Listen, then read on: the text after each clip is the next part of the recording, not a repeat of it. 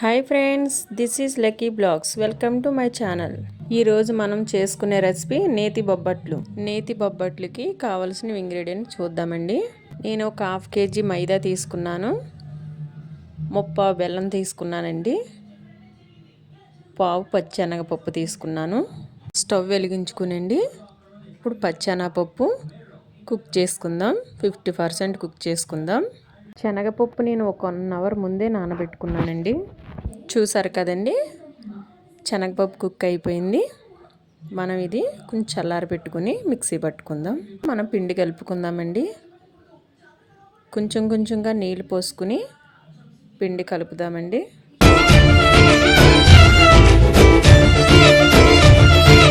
చూడండి, నేను చూపిస్తున్నాను కదా, అలా స్మూత్గా రావాలండి. నేతి బొబ్బట్లు చాలా స్మూత్గా వస్తాయి. చూడండి, మిక్సీ పెట్టుకున్నాను నేను పప్పుని. ఇలా మెత్తగా రావాలండి. నేను 30 బెల్లం తీసుకున్నాను కదండి. ఇప్పుడు స్టవ్ మీద పెట్టి బెల్లం కరగనిద్దామండి.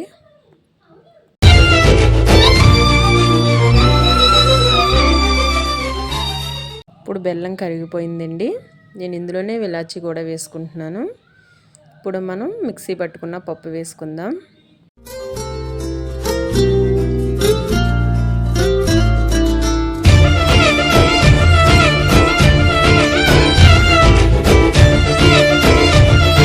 మనకు పూర్ణం రెడీ అయిపోయిందండి.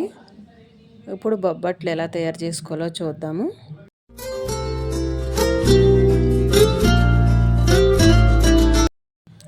కొంచెం పిండి తీసుకుని, కలుపుకున్న పిండి ఉంది కదండి, కొంచెం తీసుకుని కొంచెం ఇలా ఒత్తుకోవాలండి. ఒత్తుకుని మనం పూర్ణం మధ్యలో పెట్టుకుని ఇలా నేను ఫోల్డ్ చేసినట్టు చేసుకుని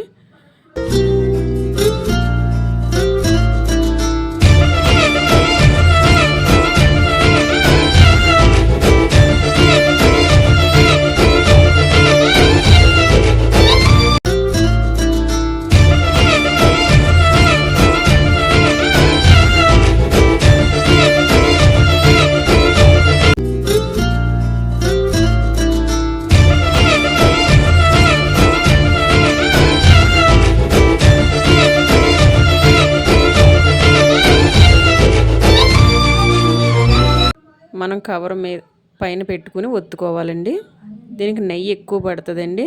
ఎంత నెయ్యి వేసుకుంటే అంత టేస్ట్ బాగుంటాయండి.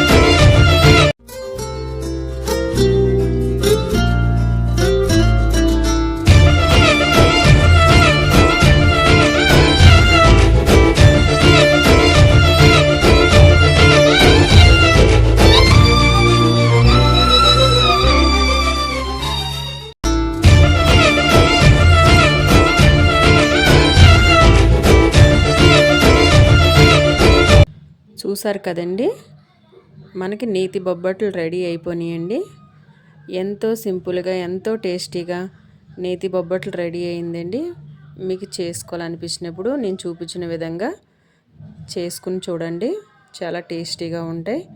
మా వీడియో కనుక మీకు నచ్చినట్లయితే లైక్, షేర్, సబ్స్క్రైబ్ చేసుకోండి. మా వీడియోని సపోర్ట్ చేయండి ఫ్రెండ్స్.